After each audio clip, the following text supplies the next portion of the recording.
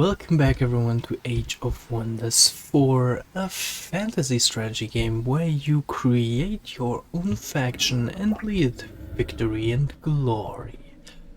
This time we are playing as the Chosen Destroyer culture, or with the Chosen Destroyer culture, limiting us to one city, but allowing us to gain massive resource gain once we destroy or raise an enemy city, which we have done in the past quite very much so and are still doing, as you can see right there.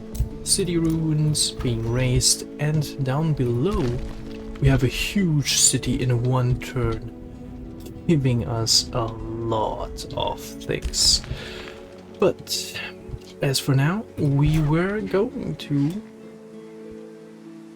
attack our prior attackers, who are now sort of routing the place. You are not going anywhere though, as we will catch you up to your tiny smart asses. If you get what I mean. Yeah, exactly. The odds are very much on our favors. The army, I wonder why they even approached with this army, just to... yeah. We will also be, for the first time, taking a look at the Berserker and the Skulls, which will be very interesting, at least for me. And for you as well, because I say so right now. And I have already prepared the perfect positioning to test out our Skald, putting him right in the center of our little formation right here to give all of our units strengthened and fortune for the first attack. Let's do that. There we go. Okay, yeah, really like playing a song right there. Oh yeah, wait. Should have probably boosted our Berserker with some priority, but oh well, you can't get them all, can you now? Let us advance with them as well. We will probably not use this Skald, but they do have a defensive mode, by the way, which I didn't expect because it didn't show when I was expecting the unit's properties, but okay, that's pretty good. Okay, we have also suffered some damage here, but should we already do it? I guess we can. Yeah, I'm just showing off the great abilities right here. I guess we can get one. Oh, or we rather use... yeah, we should rather use the ability like that from the distance, but not on him. So we suffered some debuffs right here. Quickly get rid of them. Exactly, as well as here. So the battle so far is, yeah, very easy. Nothing to worry about. They are still having some decay. I don't like that. I would prefer you to get rid of that, but I guess it doesn't really work like that way. Anyways, Song of Revelry giving 2 regeneration to all the units standing close by. Let's have you profit from that as well. Just getting the maximum benefit. Yeah, it really looks pretty shadowy, going for exactly our type of build. Chaos plus Shadow Affinity suits it pretty well. Now they all have rallying as well as regeneration. And yeah, I don't think we get really to a point where we will lose the Berserker, because so far it's looking really good. It's looking really great. Yep, overall easy fight. What do we get? Quill of the Shepherd. Ooh. Oh no, okay, no, never mind. I thought it was actually good. Thanks to this battle, Flame Burst weapons has been researched, and we can go for... oh, I hope that this was actually something we needed, but it's just a 30% XP boost for units. Does it count for heroes? Units and target friendly army gain. Yeah, no, only units, unfortunately. Focus of Devastation grants attacks of Enchanted Demolisher. Yeah, but only for supports. Yeah, no, not really. Yeah, we cannot shuffle this. Right. This is an issue. This is an issue. Let's then go for Focus of Devastation. I suppose that is good as well. Really need to take care of our mana issue. Should have picked mana gain on that quest we had. Let us also just quickly take care of the side quest. Wouldn't be surprised if we manage to auto-resolve this without casualties. Yep, pretty nice. I mean, we already did it anyways too. Eternal Freeze Aftermath. With the frost creatures gone, their magical ice starts to melt, icicles shatter and water drips as the cold fades away, revealing various objects that had been locked in the ice. You see weapons, gold and a stack of books, but as the ice melts, chaos and decay make up for lost time, for you can see the objects deteriorate in front of your eyes. You have to choose fast. What reward do you choose to save before the chaos reduces it to astral dust? Pike of the Whirlwind. Whirlwind Strike. Does damage to all adjacent units, that is good, but the pike itself I would go for. I mean, it's pike, so mana. Honestly, mana. Yeah, like, let all the objects decay and gather the magical regions afterwards. 300 mana puts us in a good position where I feel a little bit more comfortable now. Man, mana issues. Oh no, how did you get lost here, little boy? Oh no, what is... Oh. Okay. I read this. Much better. 2 level ups from this fight. Pretty nice. Oh, also a skirmisher weapon. You know, the blades just look really cool. Like they have a throwing knife, and the effect does that the unit explodes after 2 turns, basically. Well, not explodes, but deals damage to this unit and adjacent unit. The effect sucks, but it sounds cool, you know, for what it's worth, I suppose. Anyways, for our hero we go for critical momentum, because, yeah, well, I think that's self-explanatory. Like, the amount of crits we do just speak for themselves. That this is the obvious choice here. For our warlock, we will go down the dark ritual. I don't know if we'll ever really use it, or will, you know, honestly, corrupted soul just might be, you know, going this path just might be really much better, honestly. I mean, claim soul is actually the goat. So we have to get that. We have to get claim soul. Okay, because it's just too good. It's just too good. Let us also try to go to the Pantheon Shrine, because I'm curious if we can actually take on a Silver Ancient Wonder now. This hidden temple complex is forgotten by time. Herein did the Archons once worship the Allfather. However, the light that aided the masses in connecting with the divine has long since been extinguished. The site's once grand halls now attract cultists and sinister entities seeking to awaken and to twist its power. We gain 25 mana and 5 Imperium if we were to annex this. First look at that, and yes, so we may actually just go back. A gold dragon.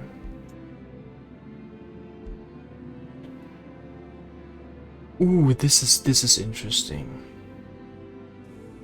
This is interesting. Discouraged defenders. All defending units have -10 morale. Ooh, honestly, I wanna try to fight this. I would say we are in actually good conditions. So, you approach the Pantheon's shrine. Fading, unreadable words are emblazoned across the first footstone. You see a crumbling statue at the far end of the temple depicting an ancient unknown gaudier. Before you can progress further, a golden dragon appears, followed by a booming voice. You walk in divine halls of a gaudier long lost. Are you, Elder Dragon, to be its new patron? Prove you are worthy through this trial. Confess and prove you are worthy of our devotion. Your army looks at you, curious how you will respond. This chaos action is, in my opinion, the most interesting one. You want to hear about my sins? Where should I start? Success. Your stories leave a lasting impression. In the upcoming battle, Discouraged Defenders is active. They have -10 morale. It's gonna be even more easier to make them run away. Enter battle with Pantheon. Yeah, okay. On failure, we suffer a stability crisis. And Encourage Defenders is active. Failure. Your stories only lead to more condemnation. Confessed and condemned. All attacking units suffer condemned. Yeah. Pantheon Shrine. Okay, you want to hear about my sins? Where should I start? Come on, game. You have to. You have to. Yes. Yes. Yes. Yes. Yes. Yes. Exactly. Well. Well. You have. Ooh, a lot of scary units. Very scary units. Very, very scary. 2 tier 5. Well, this is... Okay. Actually, they are very good against my ruler. However, we can allow our ruler to die because he is the expedition leader. So, with that being said, we shouldn't be too fearful, you know?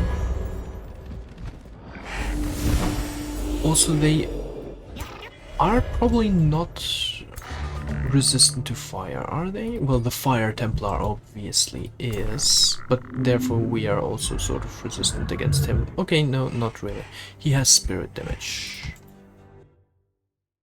Let us link with our Hex of Broken Spirit to the Gold Dragon. Obviously, we want them to have... yeah. We will probably focus on lowering their morale, even though Blessed Soul kind of counteracts that. Yeah, it gives them... it gives their units with lower morale a morale boost, so that's a little concerning. Okay, I've neatly buffed up everybody inside our little sweet circle, and let us just see how the enemy counteracts this. Our goal will be to play very slow and defensively and sort of demoralize them most of the time. I do not know exactly. Okay, yeah, it's so he can buff him by 25 morale now, but only one unit, meaning if we were to cast Cause Despair on a wider range of their units, they couldn't buff everyone in time. So therefore, let us... I would say like this would be very nice. This is the first Cause Despair.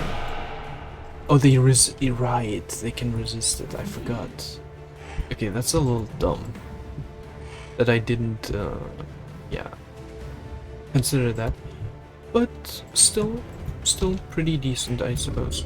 Let us still wait for them and let them approach. Maybe next turn we will move into attack. So therefore I would like to go for a damage buff on all of our ranks.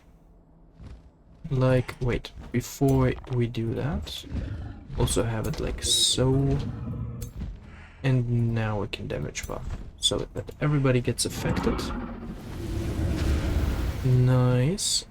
Our hero right here I would not like to have on the very front lines.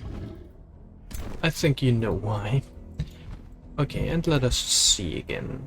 What is thy move? Everybody is full and nice. Okay, what is this? Strengthened and rally. Yeah, okay, damn, they dominated. We need to kill him. And he wasted the ability, perfect. And put himself in the worst position for us. This is absolutely garbage position right now for us. God damn.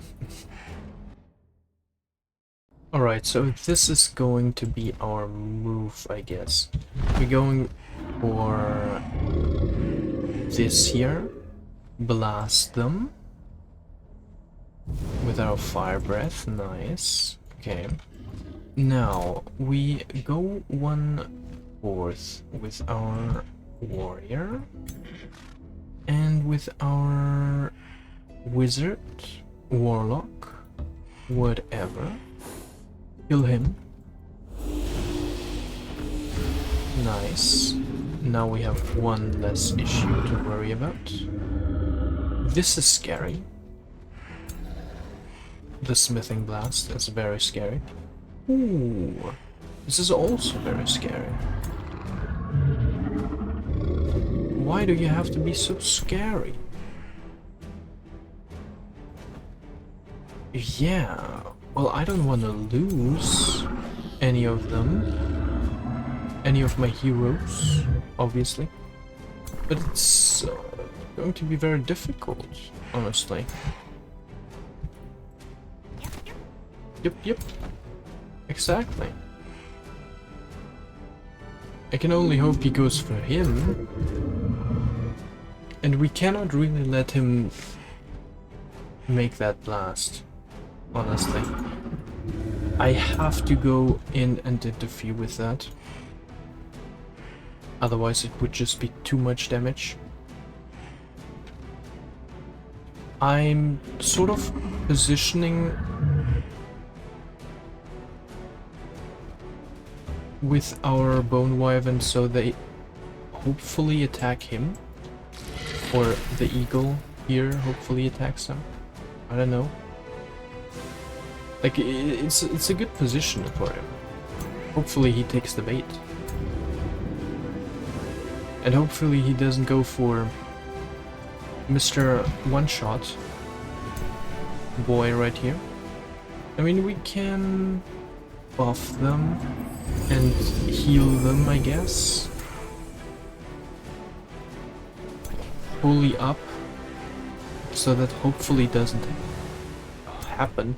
It's really inconvenient that our tank here has the ultimate waste of move right here. So yeah, this is just really bad. Really bad. I guess we can... Yeah, what we can do is position with them right here so the dragon cannot hit our caster with 2 attacks, so he would actually go for the Sun Priest right here. And he will be sort of protecting us, like so. That would also a little bit negate all of this. I think that's a good move. Then also go here for safety and attack him because he has blight weakness. There we go, poisoned. If you like to lose more morale, I kinda can't afford you to wreak havoc among us. Like so. Yeah, well, he will probably go for the breath attack here. I see no other way. And they're just waiting for me to take the bait here. We'll probably lose our warrior yet again. But hey, there's nothing I can do about this, really. Why did you have to get dominated and jump into the very back line? God damn you. Okay, I went for a slightly different approach after rethinking this. Don't worry, I didn't end the turn, so it's still within the rules, alright? Trust me. So, I went into a more offensive Dragon's Breath right here. I took a retaliation attack, risk of getting killed as well, but like I said, we are the expedition leader, so if our ruler dies here, it would actually be a better outcome than if any other unit would die, because they would not resurrect as our ruler would. Then I also went for the kill a little bit more defensively, risking some few failures on hit, which didn't happen although. Now, what he can do is still smite us, but with less efficiency, so he would still probably go for one of these two. If he does that, then what we will do is we cast Ignite on his spot, meaning that if he stays on his spot, he will suffer more burning damage. So it is his choice now if he would stay there and cast the spell, or if he engages and goes for the weaker one. We're offering him a trade. Let's see what he will pick. Also, we will recover a little bit of health here. There we go. Make a little bit... Okay, so he goes for the attack. That just means we are pretty good on... Wait, is he going to... What?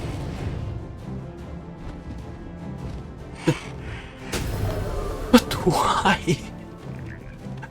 That was the worst possible. Why are you... Oh my god, am I playing on easy mode here? What the fuck is this turn? Game? Excuse me?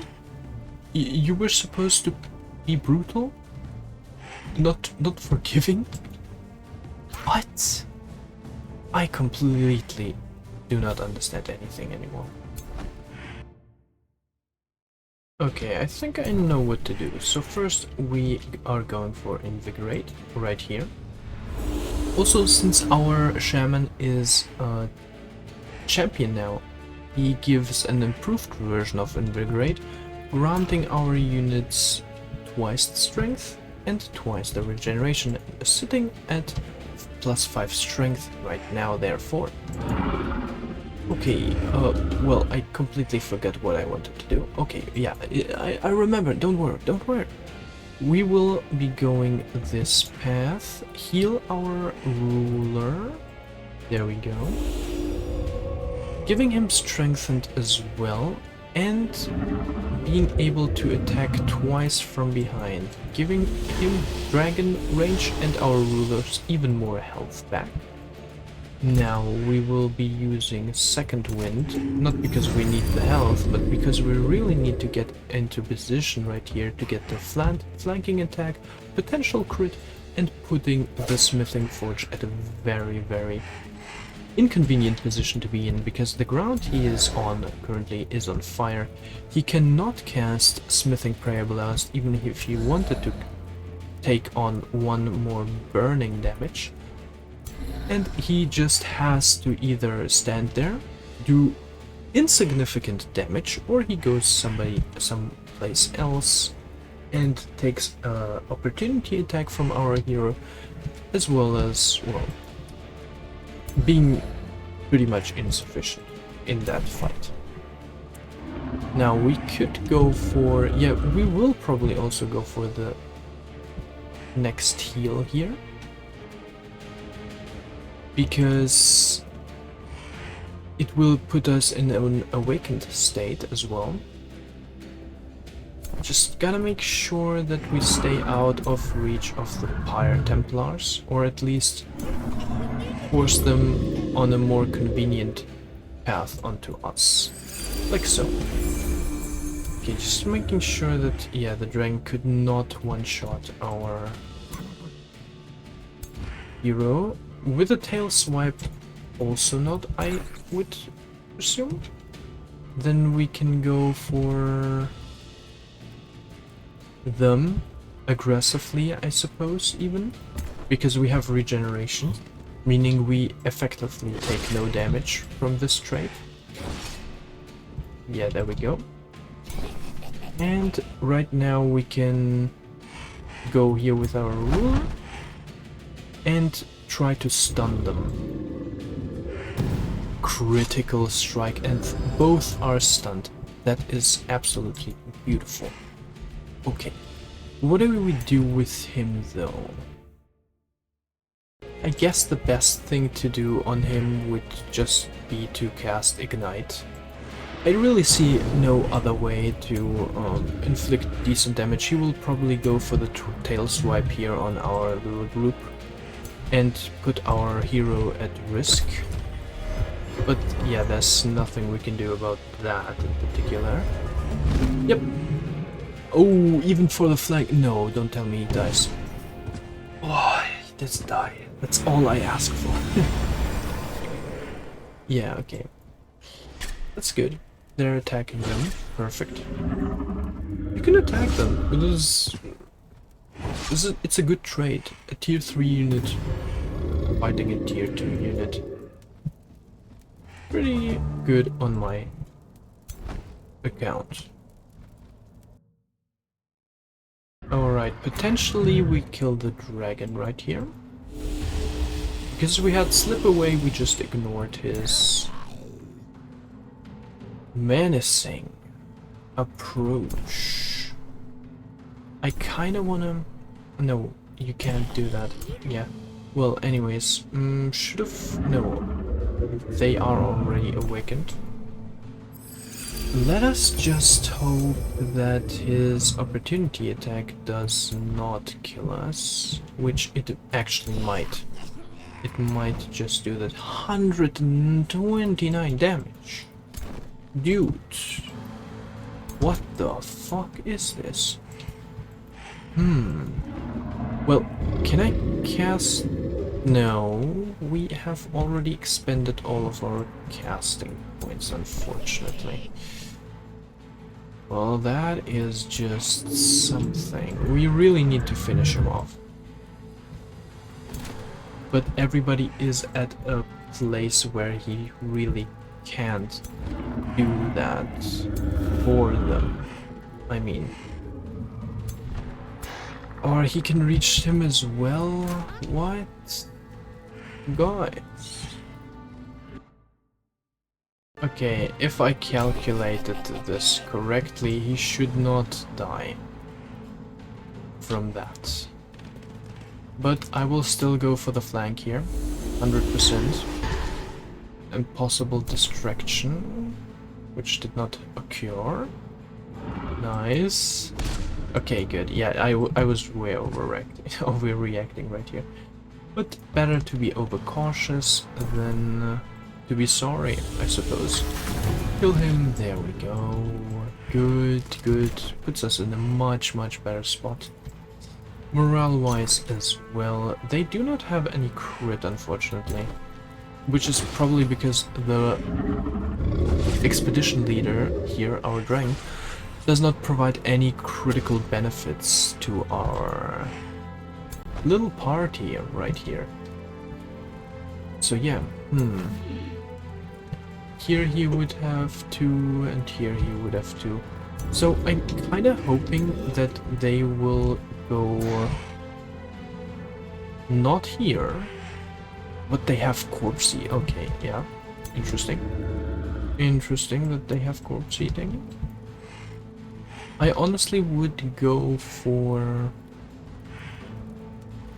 the smithing shrine thing here. But I mean... Okay, if we position there, he should take the bait, like right here. he should be taking the bait. Or right here he couldn't even... Yeah, he should. So I'm trying to chomp him away next turn. And for that to happen, I kinda hope that they will be attacking our ruler if I positioned myself right over here and slapping him. Oh, yeah, okay, sorry, critically slapping him. Another crit maybe? Oh my god, so clean, so clean. Okay, that's just definitive victory right there. Alright. Okay, you can heal your morale. I don't really care. And yes, that is a potential, or maybe even a definite chomp right here, because we have debilitating aura. If I pronounce it right. Right, perfect, you go for him as well. And you are going for our... Yes. Wait, why are you not retaliating? Guys, you're supposed to fight back. You know that, right? Right?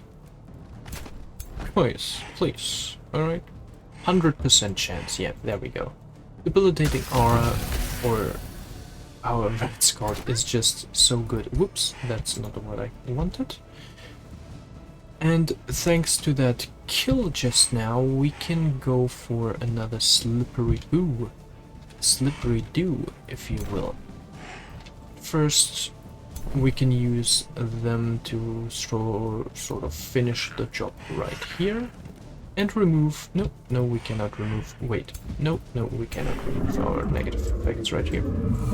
That's okay. Then finish them off. Nice and clean. Yeah, it's crazy how the tier 4 unit just lost a face-to-face slap-off against Ancestral Warden. What is going on? What game am I playing here? What is this? Excuse me? 60% crit chance. Oh yes. That was a shit ton of damage. Right there. Should have probably tried to do that now. Before, to get him distracted. Yeah. Unclean move from my side. Oh yes, a very unclean move, because I should have also done Hex Spirit onto him. But oh well, you can't have everything, can you now? Oh, it's a crit! Okay, well, anyways, it worked out perfectly in the end. We gained another level and actually clear this. Wow. A new creed aftermath. You have withstood the trials of the Pantheon's shrine. The halls fall silent. As you venture further, a shimmering passes over a massive statue at the far end of the temple. When the light disappears, the statue has changed to show none other but you, Elder Dragon Cornac Cinder. The voice booms once more. You have proven yourself a worthy god-eater. O Elder Dragon, henceforth this temple will be dedicated to you and your divine word. The voice fades, and with it, the original words of the temple. A silence falls. As if the temple waits for a new creed, we gain Imperium, and we can choose draft? I wouldn't know. Power through greed. Is this only available to us because we have chosen the Chaos Boon? 118 per... Dude, why would I raid 270 gold for 100? I mean, we don't need Imperium, right? But 180 is no joke. Divinity through majesty. There we go. Okay, ruler leveled up. So let us go for Arcane Skirmisher this time. Also, one thing I want to mention. I did not know, or I was really surprised when I found out that level 20 is the maximum level you can actually attain. I didn't know that, seriously. I didn't know it was 20. So, yeah, 20 is the max level you can have. Anyways, Arcane Skirmisher to maximize our damage even further. I would also just go ahead and pick up the teleporters now, because this allows us to move around the map slightly faster when, for example, having something next right over... Okay, we're destroying this right now, so this can't count. But, okay, actually the only outpost suitable for this is actually this here, which I didn't build a workers camp yet for. So, yeah, joke's on me, I suppose. And just look at the massive gain we have just accumulated. 600 knowledge, 400 gold and 300 mana income, thanks to the city we just raised throughout down here. So yeah, that really pays. Also, because we can afford it, yeah, pretty much just because of that. Wait, yeah, we already have soul tenders. We can pick the Crypt Blade. It's a hero item that just gives us a free attack, and if it kills something, it turns it into a zombie. So we just pick it up just as a nice side bonus to have for our Spellblade, I suppose. We could probably give this to our ruler as well, now that I think about it. Since this is a trinket, right? Yeah, we can actually. And we apparently are going to be playing a little bit of tower defense right here, because we have several armies coming our way. Now, I saw the messages piling up, and I was already thinking, okay, yeah, that may be interesting. And now they're all coming together here. Also, we can finally go for the Town Hall 4. Within 2 turns it is done, meaning we can from then stop focusing around skulls and actually go for the war breeds finally. I kind of want to speed this up, but the thing is we need to wait 2 turns anyways, because this is already in production. And he also has only 1 turn left, so yeah, I guess we will wait a little bit. And yeah, by the way, we have 19 population because of, you know, war slaves. So this is... this is crazy. Let's go for some water provinces. Oh my goodness. Yeah. That really is something, isn't it? Yeah, we should really go for a lot of, for a few water provinces right here. Oh, that has fishing grounds as well? Well, don't mind if I do, game. No, we don't have enough annexation range. What? Oh, game.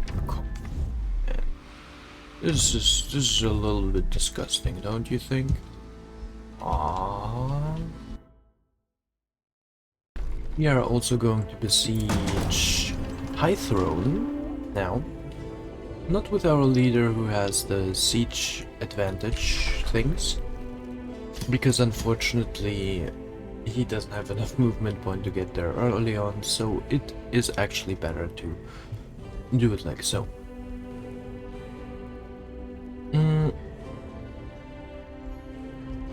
I'm again torn between harass defenders and construct onagers, because this time the enemy has onagers who are not as effective against onagers on the attacking side as ballistas are, because ballistas are focusing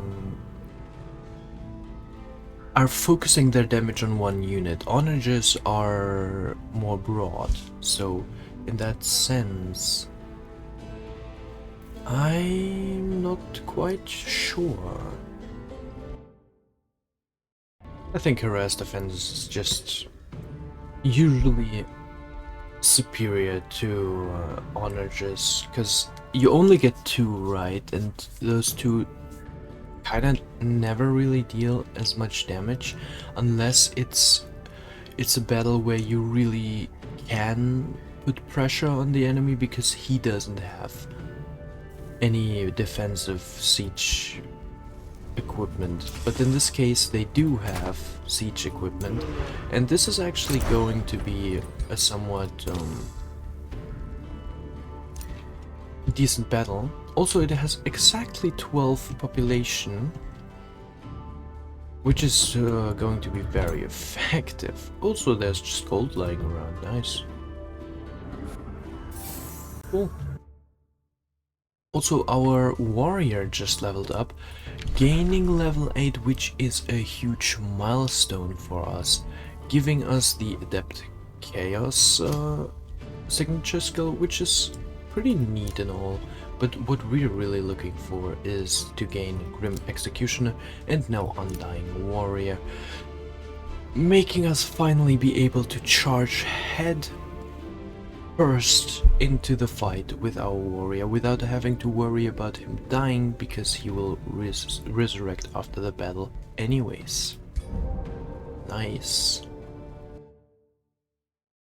Our focus of devastation has been completed. We do have mana to reroll should we need to, and it does seem like we need to. Revels of blood within 1 turn. Pretty perfect. That's kind of what I wanted. Right, so let us finish up the town hall so we can already start producing the war breeds, and let me tell you, we're gonna make a lot of war breeds. Yes. Also, our Spellblade has leveled up, so let us give him Arcane Skirmisher actually, because we really do not need to save on any resources, and Forager training kind of feels like not really necessary as well, because he's kind of leading 3 stacks of armies, you know, so the efficiency of that would be rather minor. And here is yet another army. Damn, they really want blood, all of them. Yeah, so we're gonna really focus on defending with our second army right here. Also, we will try to build for a 3rd army now, with another hero coming up soon-ish. And yeah, mostly focus on defense.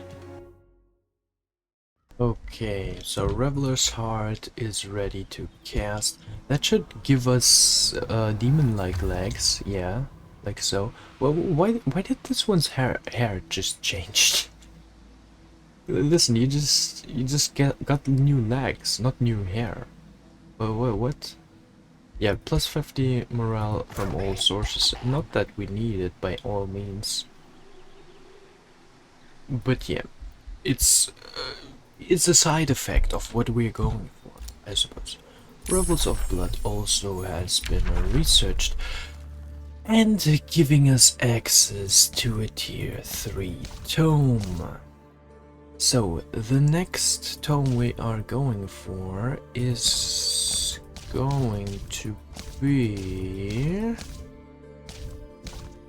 Wait a second.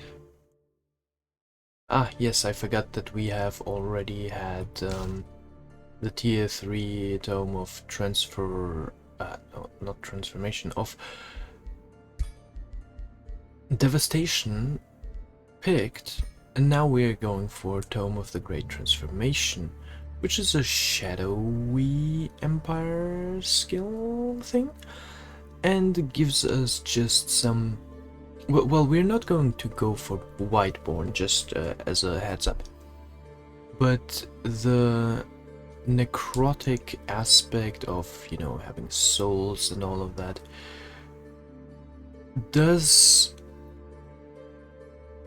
is going to be beneficial for us later on, if I remember that correctly.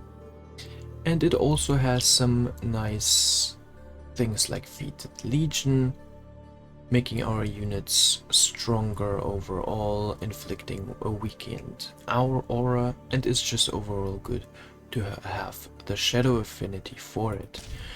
Tome of the Cold Dark could also be honestly pretty good because it gives us frost resistance, which we are kind of prone to as we are going more and more into the fiery aspect of the chaos affinity realm. Okay, actually I have just redecided. Tome of the Cold Dark does seem to be a very interesting choice for us to go for, because we will not be using any necromancy or souls, really. We will not be focusing on that. So having some cold resistance or frost resistance and immunity to frozen is actually going to go a long way, especially since we have one enemy entirely focusing on the shadow affinity, which does come with frost damage and freezing.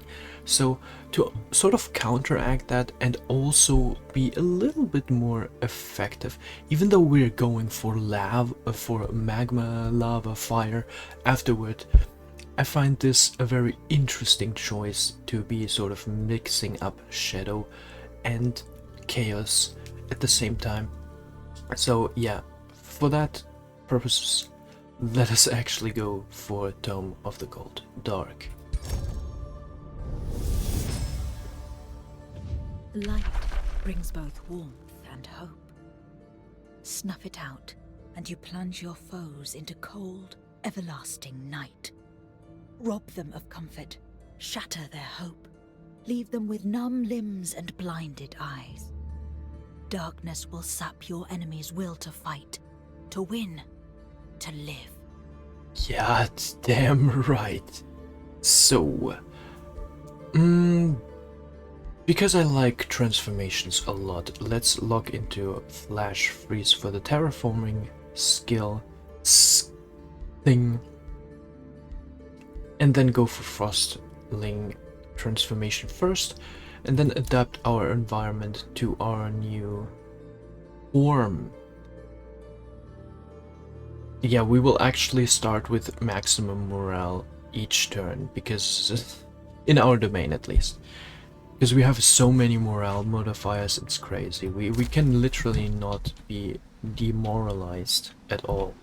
We also have a new Empire development skill, which is gain 30 grievances against all other empires. These cannot be traded or lost. And we gain 50 gold, 50 mana per active war we are involved, which would effectively give us plus 100 in both, which is not bad at all. Although we do have a shortage actually in Imperium, honestly. And since we are also going for war breeds now, it's even getting shorter. So I was not expecting this at all. So yeah, we are actually in need of some Imperium to get those benefits going. So let us, yeah, well, I'm already constructing some towers, and oh, look, oh, we can annex this? Wait, why can we do it now? What changed? No, seriously, what changed? What? I mean, okay, I guess I'll take it. But a little weird. Yeah, let's go for Grand Wharf and then for Wizard Tower. Yeah, I don't know what exactly happened. But I mean, yeah, research posts, pretty nice to have, I guess. Also are being boosted, by the way. Let us not forget that. And yeah, I suppose a city has been raised, so that's why we got some population again. We are really ramparting towards 30 population right here, thanks to our war slaves trade. There's actually already another build I have already planned, which I have planned because, well, I'm really into this game, right? And so I'm already planning for the next faction, the next empire we're going for. And so I got a little bit mixed up and thought we were going for Tome of the Great Transformation now, but I confused myself with this. So, yeah, that's pretty much about it. Also, let us build an outpost here to be able to annex the Pantheon here, gaining 5 Imperium additionally. Ooh, cannot be established adjacent. Ah, city ruins. Gotcha. Yeah, we need to clear them first. Alright, well that will happen next turn, I suppose. Let's log onto that, so I will not forget that. Okay, this Mordor army has been chasing us for 4 turns now. And I don't think they will catch up, because we will, in 1 turn... Wait a second. What happened here? Oh my god. Holy shit, that was close. Oh, for a second there I thought the siege... Oh my. What? We cool now though, right? Yeah, okay. Woo! Well, anyways. So, they have been chasing us for 4 turns or so. And... They will not they will not catch up. Because in 1 turn we will besiege this. And in the second one... Or in 1 turn we will conquer this. And after that... Oh, they have gardens there? Oh, this looks so sick. God damn. High societies. Look really cool. Yeah, and then we will go to Mysticarium and kill them. Or... Yeah, no, we will go to Mysticarium and kill them. After that, I guess we will teleport. Oh no, go back to the throne city, unite with some war breeds, and then we go for the conquest of the rest of the world, I suppose, with our main army. The second army will be continuing to defend our empire, as well as, if that's done, go for this city right over there, because I know there is some leftover of Kahith Tarakt, and so we will clear that out. Once that is done, we should be safe on this side of the map, and then we can be also going for clear outs like this, for example. But I mean, just look at this. 2 tier 5 and 2 fire phoenixes. Fire phoenixes are the most scary out of all, in my opinion, because once they die, they revive, and they can just completely wreak havoc among our ranks, especially us, because we are focusing on many small units. So they're really effective against us right now. Once we have war breeds, it's a different story, but for now, they're very effective against us.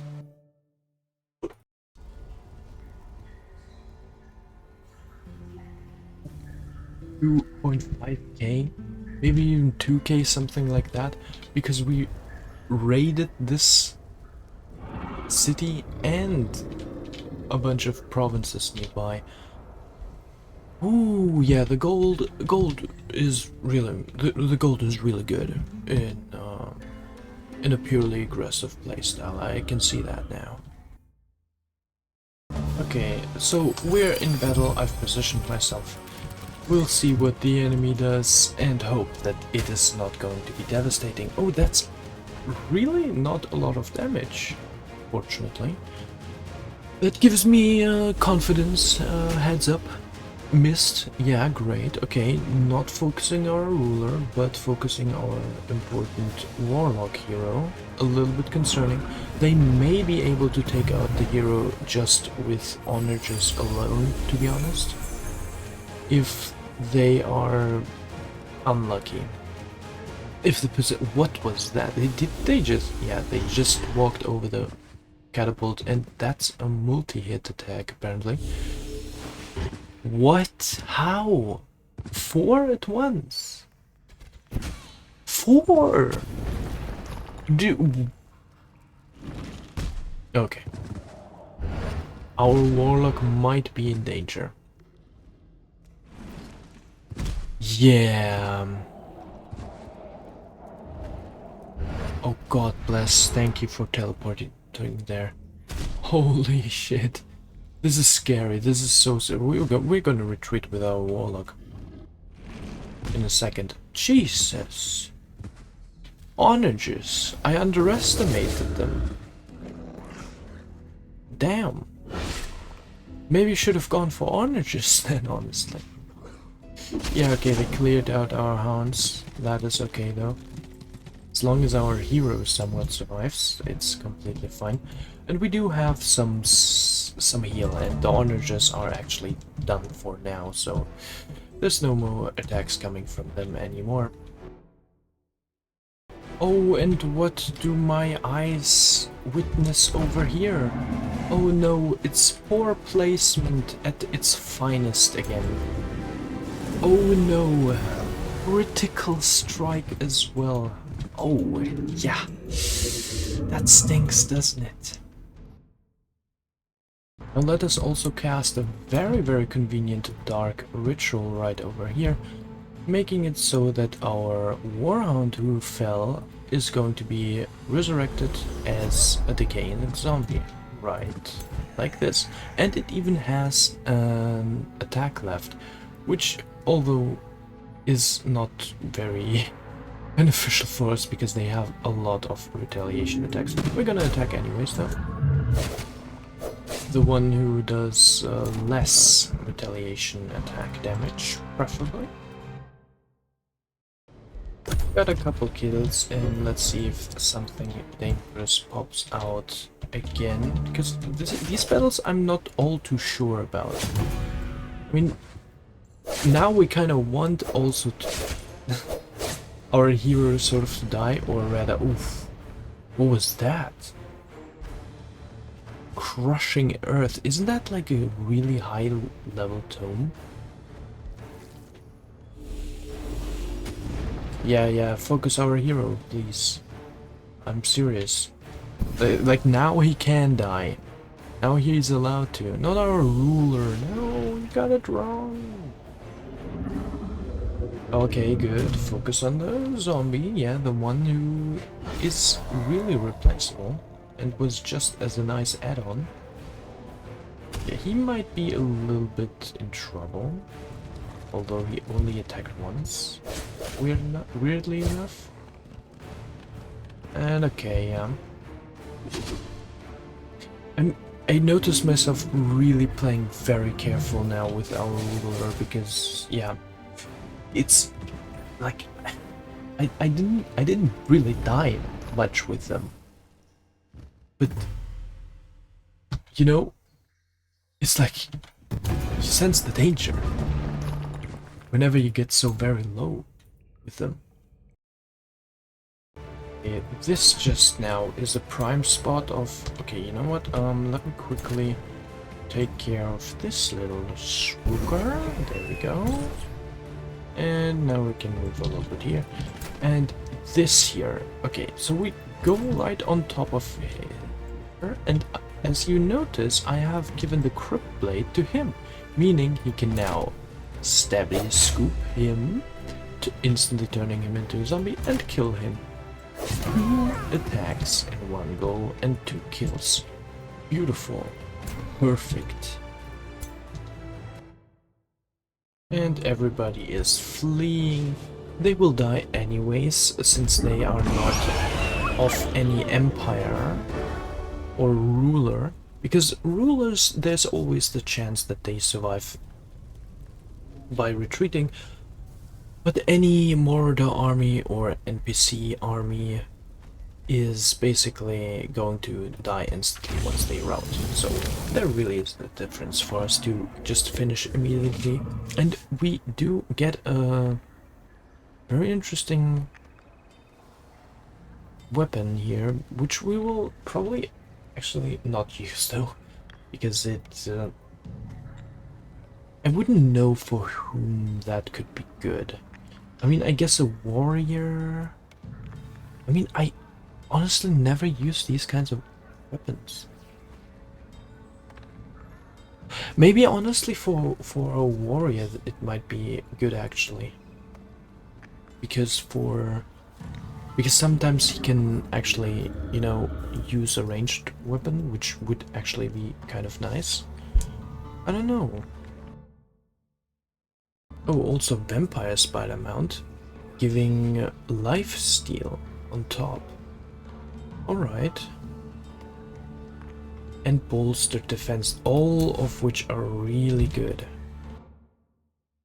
Our Warlock gained another level. Let's put it into infested summons that our summons inflict disease. It is not that great, however, it goes to, or it upgrades into Claim Soul, which is the main reason what we really want. And also raise the city for, yes, 1,000 gold.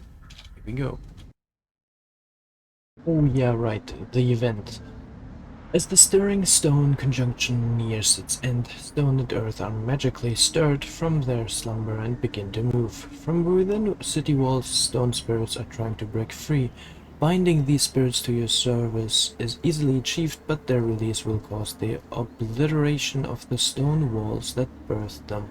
Will you welcome these stone-faced allies, or shall you bind them within your walls? A simple sleep enchantment will keep them intact. We lose 200 mana, or the stone walls and throne have been destroyed. You gain 3 stone spirits and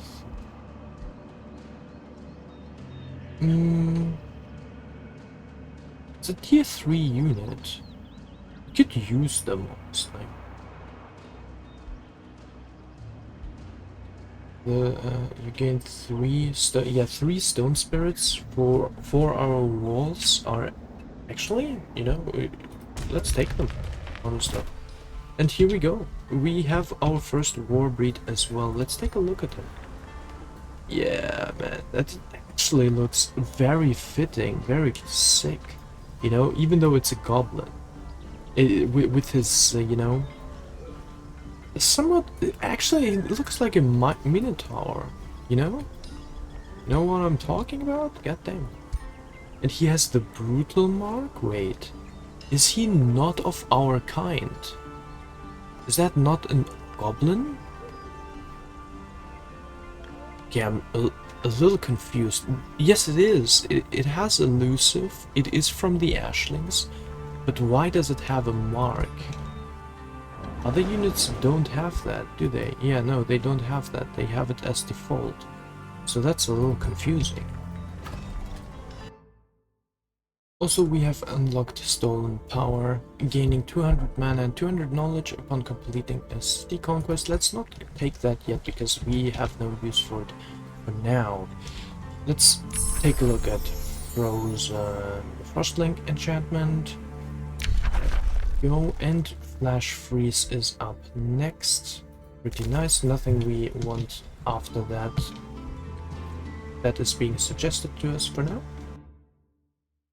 But I'm also seeing that this is it for today. Thank you all so much for watching, and I hope to see you again very soon to try out this new sick unit. Goodbye.